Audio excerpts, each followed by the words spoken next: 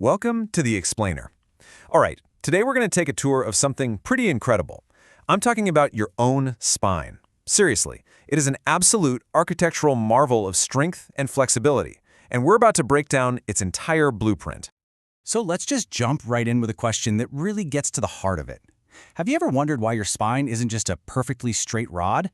I mean, you'd think that would be stronger, wouldn't you? But nope.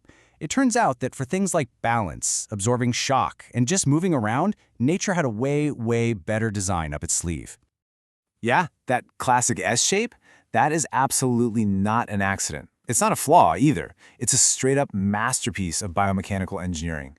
You've got this beautiful, elegant form that's made up of 4 different regions, and each one has its own special curve.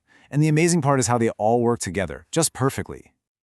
Okay, so check this out. This table really lays out the whole blueprint for us, and you can see this really cool pattern emerging. It all starts with an inward curve. That's called lordotic, right up in your neck, the cervical spine. Then, whoosh, it sweeps outward. That's kyphotic, in your upper back, the thoracic area.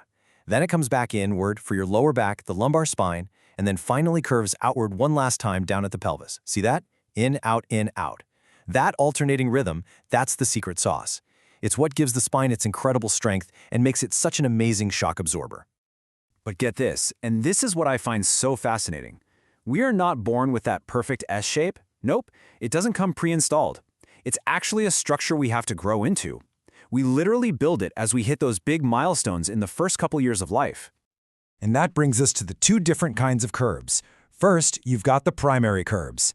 These are the ones in your upper back and pelvis, the outward curves, and they're the ones you're born with. Then you have the secondary curves. You can also call them compensatory curves, which is a great name for them because that's exactly what they do. They're the inward ones in your neck and lower back, and they form later on to, well, compensate as we start to fight against gravity. And you can actually watch this happen on a timeline. When a baby's born, their spine is just one big C shape. It only has those primary curves. But then, around 8 or 9 months, the baby starts lifting its head up to look around, and boom, the cervical curve in the neck starts to form. A little later, between 1 and 1.5 years old, when they're learning to stand up and toddle around, that super important lumbar curve in the lower back forms. That's what supports them being upright. It really is an incredible journey in such a short amount of time. All right, so we've looked at the big picture, the overall shape. Now let's zoom way in. Let's look at the individual building blocks that make all of this possible, the things that allow for all that movement and support. I'm talking about the intervertebral discs.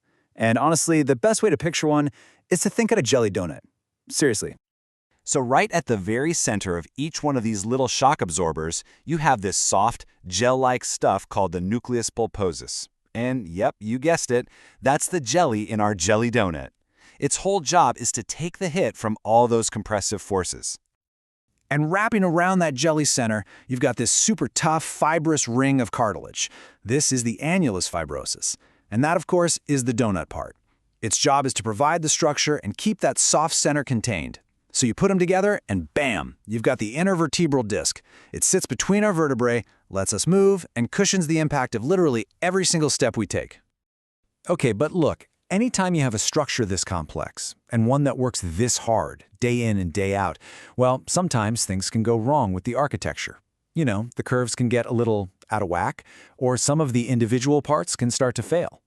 So let's talk about 3 common problems with the curves themselves. First up, you've got scoliosis. This is when the spine develops a sideways curve, so it's not following that nice front-to-back S shape anymore. Then there's lordosis. You might have heard this called swayback, and that's when the inward curve in the lower back gets way too exaggerated. And finally, there's kyphosis, or hunchback, which is just the opposite, an excessive outward curve in the upper thoracic spine. But what happens when the problem isn't the big overall curve? What if it's a failure in one of those individual building blocks? What happens when the jelly donut fails? You've probably heard the term slipped disc, right? Well, the more accurate name is a herniated nucleus pulposus. And it's a pretty simple, but, oh man, can it be painful chain of events. Here's what happens.